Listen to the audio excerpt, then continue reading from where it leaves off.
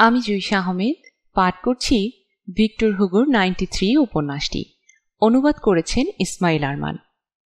পরিচ্ছেদ 23। দুর্গের নিচতলায় যে হলঘরে আজ সন্ধ্যায় যুদ্ধ হয়েছে তার পাশের একটা কামরায় তৈরি করা হলো অস্থায়ী কারাগার। লতেনাকে নিয়ে যাওয়া হলো ওখানে। মেঝেতে খড়ের বিছানা পেতে দেওয়া হলো তার শোয়ার জন্য। খাবার হিসেবে দেওয়া হলো কয়েকটা রুটি আর এক জগ পানি। রাত তখন 11টা। গুভার কাছে গিয়ে সিমুরদা বলল, আমি কোর্ট মার্শাল ডাকছি। তাতে থাকবে 3 জন বিচারক, আমি, গিসম আর রাদু। প্রধান বিচারকের দায়িত্বটা আমি নেব। তোমাকে রাখলাম না, কারণ লতেনাক তোমার আত্মীয়। আমরা কনভেনশনের বিধান অনুসারে চলব। পরিচয় নিশ্চিত করে শাস্তি দেব অভিযুক্তকে। বেশি সময় নেব না। আগামীকাল বিচার, তার পরদিন গিলোটিনে শিরোচ্ছেদ। এর উত্তরে কিছুই বলল না গুভা। কাঁধ ঝাঁকিয়ে বেরিয়ে এলো দুর্গ থেকে। বনের ধারে নিজের তাঁবুর সামনে গিয়ে বসল। সেতুতে তখনও আগুন জ্বলছে। রাতের নীরবতার মাঝে শোনা যাচ্ছে কড়িবর্গা পোড়ার আওয়াজ। সৈনিকরা আহতদের সেবা শুশ্রূষা করছে, কবর খুঁড়ছে নিহতদের জন্য। গিসম তদারক করছে সেসব কাজ। রাদু গেছে মিশেল আর তার সন্তানদের কাছে। একাকী বসে থাকতে থাকতে উদাস হয়ে গেল গুভা। একটা কথাই কানে বাজছে ওর, আগামীকাল বিচার, তার পরদিন গিলোটিন। আত্মপক্ষ সমর্থনের কোনো সুযোগ নেই লতেনাকের। ভাগ্য নির্ধারিত হয়ে গেছে তার। সেটা কি উচিত? মানুষটা শেষ পর্যন্ত যে মহত্ব দেখালো, এর বিনিময়ে অন্তত প্রাণে বাঁচার কি কোনো অধিকার নেই তার? যাবজ্জীবন কারাদণ্ড দিলেও তো চলে, মৃত্যুদণ্ডের দরকার কি? দ্বিধাদ্বন্দ্বে ভুগতে শুরু করল গুভা। ওর মনের ভিতরে যে আদর্শ এতকাল অটল অক্ষয় ছিল তা দুলতে শুরু করেছে হঠাৎ করে। এতদিন মনে প্রাণে প্রজাতন্ত্রী ছিল, কিন্তু এখন কেন যেন মনে হচ্ছে বিপ্লব আর জনতার শাসনের চেয়েও বড় হলো মনুষ্যত্ব, মানবতা। প্রত্যেক মানুষের জীবনে একটা করে ভিত্তিভূমি থাকে। সেই ভিত্তিভূমি যদি কোনো কারণে বিপর্যস্ত হয়ে পড়ে, তাহলে বিপন্ন হয়ে ওঠে সমগ্র অস্তিত্ব। গুভার মনে হলো আজ ওর জীবনের সেই ভিত্তিভূমি তছনছ হয়ে গেছে। দুহাতে মাথা চেপে ধরে মনের অন্তর্দ্বন্দ্ব থেকে মুক্তি পাবার সমাধান খুঁজতে থাকল। ও এমন এক সত্যকে আঁকড়ে ধরতে চাইছে যা ওকে এই বেদনাময় অবস্থা থেকে উদ্ধার করবে, ওকে সঠিক পথ বাতলে দেবে। জীবনে অনেক যুদ্ধ করেছে গুভা, অনেক যুদ্ধ দেখেছে, কিন্তু আজ রাতে যে যুদ্ধ দেখেছে তা আগে কখনো প্রত্যক্ষ করা তো দূরে থাক, কল্পনারও অতীত ছিল। আজও দেখেছে ভালোর সঙ্গে মন্দের, শুভর সঙ্গে অশুভর এক অপার্থিব দ্বন্দ্ব, যেখানে শেষ পর্যন্ত শুভ জয়ী হয়েছে, জয়ী হয়েছে মানবতা। গুভা কিছুতেই বুঝতে পারছে না কিভাবে সম্ভব হলো এই জয়। কেমন করে ক্রোধ আর ঘৃণার বিশাল পাহাড়টাকে ফাটিয়ে দিয়ে তার ভিতর থেকে বেরিয়ে এলো মানবতা আর মমতার এক স্বতঃস্ফূর্ত নদী। গুভার 2 চোখে যেন ধাঁধা লেগে গেছে শাশ্বত সত্যের এক উজ্জ্বল ছায়ামূর্তি দেখতে পেয়ে। মূর্তিটা লতেনাকের, লতেনাকের বিবেকের। ওর মনে হচ্ছে বৃদ্ধ মাহকির সঙ্গে নতুন এক লড়াইয়ে নামতে হবে তাকে।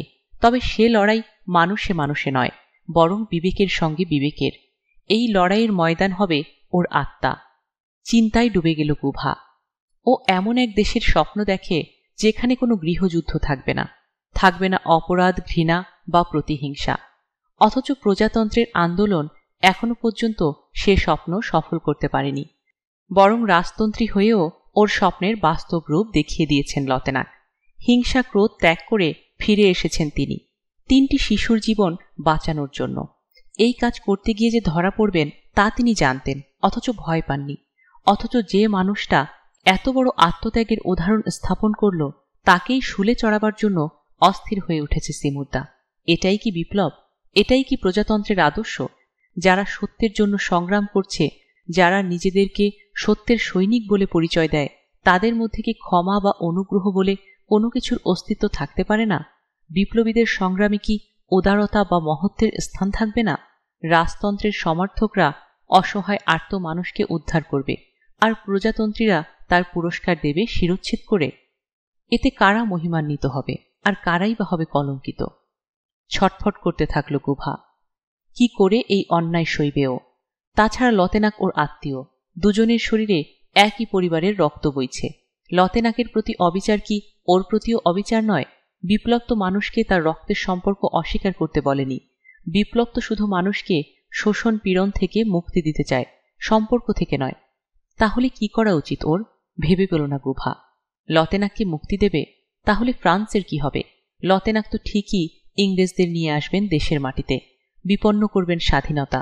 3 মাসের অক্লান্ত চেষ্টায় শেষ পর্যন্ত ধরা হয়েছে মাহকিকে। তাকে মুক্তি দেওয়া মানে দেশকে মৃত্যুর মুখে ঠেলে দেয়া, ফ্রান্সের অগণিত নাগরিককে মৃত্যুর মুখে ঠেলে দেয়া, ফের নতুন করে গৃহযুদ্ধকে জাগিয়ে তোলা। লতেনাককে মুক্তি দেওয়া মানে বন্দি একটা বাঘকে ছেড়ে দেয়া। অথচ এই কথাটা কেন বিশ্বাস করতে পারছে না গুভা?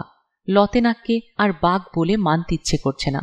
আজ সমস্ত বিপ্লব, যুদ্ধ, বিগ্রহ, রাজতন্ত্র, প্রজাতন্ত্র আর পার্থিব দ্বন্দ্ব সমস্যার ঊর্ধ্বে উঠে তিনি যে মানবতা আর পিতৃত্ববোধের পরিচয় দিয়েছেন, তার সঙ্গে ব্যাঘ্রসুলভ হিংস্রতার কোনো মিল নেই। একটি ত্যাগের মহিমা দিয়ে সারা জীবনের সমস্ত নীচতা ও বর্বরতার প্রায়শ্চিত্ত করেছেন তিনি। এখন গুভার পালা সেই একই মহত্ব দেখাবার। যুক্তিতে তাই বলে, কিন্তু যুক্তি আর আবেগের দোলাচলে দুলছে গুভা। যুক্তি বলছে লতেনাককে মুক্তি দিতে, আবেগ বলছে সে কাজ করে দেশকে বিপদের মুখে ঠেলে না দিতে। এর কোনো সমাধান খুঁজে পাচ্ছে না ও। গুভার মনে হলো সীমাহীন শূন্যতায় ভরা দুটো খাদের মুখে দাঁড়িয়ে আছে ও। তার একটাতে ওকে ঝাঁপ দিতে হবে, হয় লতেনাককে বাঁচাতে হবে, নয়তো দেশকে। কোনটা করা উচিত, কোনটা ওর কর্তব্য, তা কিছুতেই বুঝতে পারছে না। অন্য সব দায়বদ্ধতার চেয়ে কর্তব্যকে বড় করে দেখে সিমুরদা। গুভাও তাই দেখে, কিন্তু সেই কর্তব্যকেই খুঁজে পাচ্ছে না। একদিকে দেশ আর সমাজ, অন্যদিকে এক বৃহত্তর ন্যায়নীতি ও মানবতা, যা সব দেশ ও কালের ঊর্ধ্বে। কোনটাকে ছেড়ে কোনটাকে ধরবে ও? ধীরে ধীরে গভীর হল রাত। ঘড়িতে 1টা বাজল। তাঁবুর সামনে থেকে উঠে পড়ল গুভা। পায়চারি করতে লাগলো দুর্গের আঙিনায়। সেতুর ধ্বংসাবশেষে তখনও অগ্নিশিখা আর ধোঁয়ার নৃত্য চলছে। হাওয়ার প্ররোচনায় তখনও লাফিয়ে উঠছে আগুন, আবার কখনো বা রাশ রাশ ধোঁয়ার চাপে হারিয়ে যাচ্ছে শিখাগুলো। সেতু তো নয়, গুভার মনে হলো আসলে জ্বলছে ওর হৃদয়টাই। হঠাৎ দাঁড়িয়ে গেল ও। আগুনের আভায় একটা ওয়াগন দেখতে পেয়েছে, কাল সন্ধ্যায় যেটা এসেছে। দুর্গের পাশে দাঁড়িয়ে আছে ওটা। গিলোটিনটা নামিয়ে রাখা হয়েছে ওটার পেছন থেকে। আলো আধারের মাঝে ভয়ঙ্কর দেখাচ্ছে প্রাণহীন যন্ত্রটাকে। ওটাকে দেখেই মনের তোলপাড় দ্বিগুণ হয়ে উঠল গুভার। না, এভাবে আর চলে না। করণীয় স্থির করতে চাইলে লতেনাকের সঙ্গে কথা বলতে হবে তাকে। দুর্গে ঢুকে গেল গুভা। হাজির হলো হল ঘরে। কামরার দুধারে খড় বিছিয়ে সার বেঁধে শুয়ে আছে ক্লান্ত অবসন্ন সৈনিকেরা। গভীরভাবে ঘুমাচ্ছে সবকিছু ভুলে গিয়ে। একেই বলে যুদ্ধ। যেখানে নিশ্চিন্তে ঘুমাচ্ছে ওরা, সেখানেই ছড়িয়ে ছিটে আছে তাদের অগণিত বন্ধু ও সহযোদ্ধার রক্ত। অথচ তা নিয়ে মাথা ব্যথা নেই কারো। কারা প্রকোষ্ঠের দরজার সামনে চলে গেল গুভা। ঢুলু ঢুলু চোখে এক সৈনিক পাহারা দিচ্ছে ওখানে।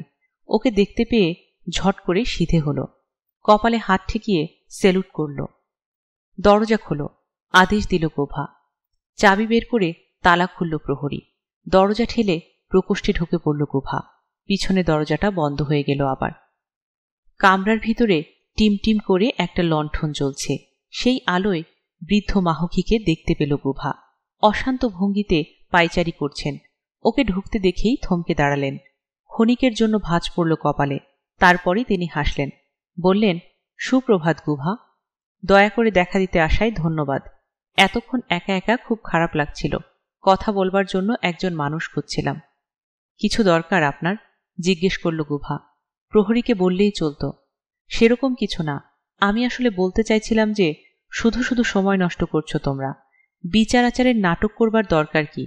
আমাকে এখনই গিলোটিনে চড়িয়ে দাও না। পুরো করো তোমাদের সাফল্যের পাল্লা। ওটাকে সাফল্য বলছেন আপনি? নয়তো কি? প্রজাতন্ত্রীদের ধর্মই তো রাজপুরুষের হত্যা করা, অভিজাতদের হত্যা করা। ওসব কাজ দিয়েই সাফল্য মাপো তোমরা। কিন্তু সত্যিকার অভিজাত, সত্যিকার সামন্ত কাকে বলে তা কি তুমি জানো? কোনোদিন চোখেও দেখনি বোধহয়। এইবার আমাকে ভালো করে দেখো। সামন্তরা হচ্ছে এমন এক শ্রেণীর মানুষ যারা ঈশ্বরে বিশ্বাস করে সামাজিক প্রথা, পরিবার আর পূর্বপুরুষের ঐতিহ্যে।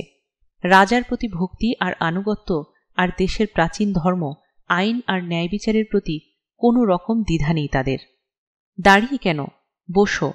একদিন এই কারাগারে আমাদের পূর্বপুরুষেরা আটকে রাখতেন অপরাধী প্রজাদের, আর সেই প্রজারাই এখন আটকে রাখে একজন রাজপুরুষকে। এ সবই সম্ভব হচ্ছে তোমার মতো দল ত্যাগের কারণে। আমি বুঝতেই পারছি না গায়ে রাজ পরিবারের রক্ত থাকার পরও কিভাবে তুমি এত বড় বিশ্বাসঘাতকতা করতে পারলে, কিভাবে পরিবারের নাম আর ঐতিহ্য ধুলোয় মিশিয়ে দিতে পারলে। অবশ্য এর জন্য আমিও কম দায়ী নই। তোমার বাবা মা মারা যাওয়ার পর তোমাকে আমি নিজের কাছে রাখিনি, অভিজাত পরিবারের শিক্ষাগুলো দেইনি, সে কাজের ভার ছেড়ে দিয়েছিলাম সিমুরদার মতো একটা ছোট লোকের হাতে। তুমি তো এমন হবেই। আমি মনে করি না উনি আমাকে কোনো ভুল শিক্ষা দিয়েছেন। দেয়নি? রক্তের সম্পর্কের একজন আত্মীয়কে হত্যা করতে চলেছ তুমি। কে দিয়েছে এই শিক্ষা? অথচ আমাকে দেখো, 3-3বার তোমাকে লক্ষ্য করে কামান তাক করেছিলাম আমি, কিন্তু শেষ পর্যন্ত দাগতে পারিনি সেই কামান। যুদ্ধে যদিও কোনো ক্ষমা নেই, আগুন আর তলোয়ার নিয়েই আমাদের কারবার, তবু আমি তোমাকে শত্রু হয়েও মারতে পারিনি। মনে পড়ে গেছে রক্তের সম্পর্কের কথা। সেই তুমি যোগ দিয়েছ প্রজাতন্ত্রী নামের রাজদ্রোহীদের দলে, যারা আমাদের প্রিয় রাজাকে হত্যা করেছে। এই কথার কোনো জবাব খুঁজে পেল না গুভা। দীর্ঘশ্বাস ফেললেন লতেনাক। বলতে থাকলেন, যদি ভলতেয়ার আর হুসোকে ফাঁসি কাঠে ঝোলানো হতো তাহলে বিপ্লব নামের এই বিশৃঙ্খলা সৃষ্টি হতো না দেশে। এসব বাজে চিন্তা ওই লোকগুলোই ঢুকিয়েছে মানুষের মাথায়। আমি বুঝি না রাজতন্ত্রের মধ্যে আপত্তিকর কি আছে। অস্বীকার করব না, আমাদের পক্ষের লোকেরাও অনেক বাড়াবাড়ি করেছে, কিন্তু সবাইকে এক পাল্লায় ফেলে বিচার করা উচিত নয় তোমাদের। এই আমার কথাই ধরো, সারা জীবন আমি ন্যায় ও সত্যের পথ অবলম্বন করে চলেছি। এ ধরনের মানুষের সংখ্যাই বেশি রাজভক্তদের মাঝে, কিন্তু তুমি আর তোমার বন্ধুরা, তোমাদের পথটাই ভুল। তোমরা দেশের সৎ লোকদের উৎখাত করে তাদের জায়গায় মন্দ লোকদের ক্ষমতায় বসিয়েছ। শক্তি আছে তোমাদের, জনসমর্থন আছে, যা খুশি তাই করতে পারো, কিন্তু জেনে রেখো 1500 বছর ধরে ফ্রান্সে যে রাজতন্ত্র চলে এসেছে তার অভাব কোনোদিন পূরণ করতে পারবে না। যেসব রাজপুরুষ আর অভিজাতদের হত্যা করেছ তোমরা, তাদের স্থান তোমাদের নেতারা কোনোদিনই নিতে পারবে না। ভালো করে ভেবে দেখো, আসলে কি তোমরা নির্বিচারে মানুষ খুন করে চলেছ, পদদলিত করছ সমস্ত প্রাচীন প্রথা আর আইন, ভেঙে চুরমার করে দিচ্ছ ঈশ্বরের বেদিগুলো। এসব হচ্ছে বিশ্বাসঘাতক আর কাপুরুষদের কাজ। ভক্তি, বিশ্বাস, ত্যাগ, মানব চরিত্রের মহান এসব গুণের কোনোটাই তোমাদের মধ্যে নেই।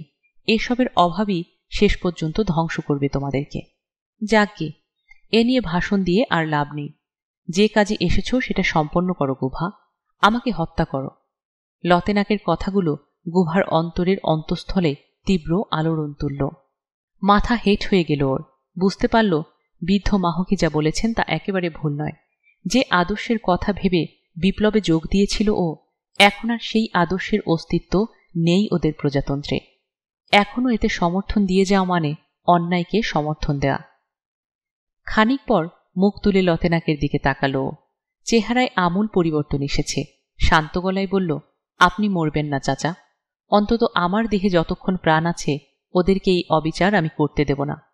ভুরু কোচকালেন লতেনাক। মানে? আপনি মুক্ত, চলে যান এখান থেকে। কিভাবে? সিমুরদা আমাকে যেতে দেবে ভেবেছ? ওর কিছু জানার প্রয়োজন নেই। গা থেকে নিজের কোট খুলে ফেলল গুভা। মাহাখি আর ওর শরীরের একই মাপ। ওটা পরিয়ে দিল তাকে। নিজের টুপি খুলে পরিয়ে দিল তার মাথায়। এ কি করছো তুমি? বিস্মিত গলায় বললেন লতেনাক। ন্যায়ের পথ বেছে নিচ্ছি, বলল গুভা। চলে যান আপনি। পোশাকের কারণে সবাই ভাববে আমিই যাচ্ছি। টুপিটা একটু নামিয়ে রাখবেন, যাতে চেহারা না দেখা যায়। বনে ঢুকবার আগে কথা বলবেন না কারোর সঙ্গে, ঠিক আছে? এমনিতেই এখন গভীর রাত, সবাই ঘুমাচ্ছে। আশা করি কোনো অসুবিধা হবে না। কিন্তু কিন্তু কথা আটকে যাচ্ছে লতেনাকের। আমি চলে গেলে তোমার কি হবে? আমাকে নিয়ে ভাববেন না, আপনি নিজেকে বাঁচান। ওরা তোমাকে মৃত্যুদণ্ড দেবে গুভা। আদর্শ আর মানবতাকে বিকিয়ে দিয়ে কাপুরুষের মতো বাঁচতে চাই না আমি। তার চেয়ে বীরের মতো মরা অনেক ভালো। আর কথা নয়, দেরি হয়ে যাচ্ছে। দরজার কাছে গিয়ে টোকা দিল গুভা। প্রহরী দরজা খুলে ধরতেই লতেনাককে ঠেলে প্রকোষ্ঠ থেকে বের করে দিল ও। বাইরে পা রেখে ক্ষণিকের জন্য স্থাণু হয়ে গেলেন লতেনাক। ভাইপোকে মৃত্যুর মুখে ফেলে রেখে যেতে মন চাইছে না, কিন্তু সঙ্গে সঙ্গে টের পেলেন ঢিল ছোড়া হয়ে গেছে। এখন আর তাকে ফেরাবার উপায় নেই। লতেনাক যদি নাও পালান, গুভার অভিসন্ধি জেনে ফেলবে সবাই। শাস্তি দেয়া হবে ওকে। তাতে ব্যর্থ হয়ে যাবে অকুতভয় যুবকটির আত্মত্যাগ। তাড়াতাড়ি কোটের কলার তুললেন বৃদ্ধ মাহকি। টুপিটা একটু নিচু করে ঢাকলেন নিজের চেহারা। তারপর দ্রুত পা ফেলে বেরিয়ে এলেন দুর্গ থেকে। কেউ তাকে বাধা দিল না। পোশাক দেখে সবাই তাকে গুভা বলে ভাবল। কেউ কেউ স্যালুটও দিল। পাল্টা স্যালুট দিয়ে বনের ভেতরে ঢুকে পড়লেন তিনি। একটু পরেই হারিয়ে গেলেন অন্ধকারে। কারা প্রকোষ্ঠে রয়ে গেল গুভা। অদ্ভুত এক প্রশান্তি নিয়ে খড়ের বিছানায় শুয়ে পড়ল ও। এখন আর ঘুমাতে অসুবিধা হবে না ওর। পরিচ্ছেদ 23 এখানেই সমাপ্ত হল। ধন্যবাদ।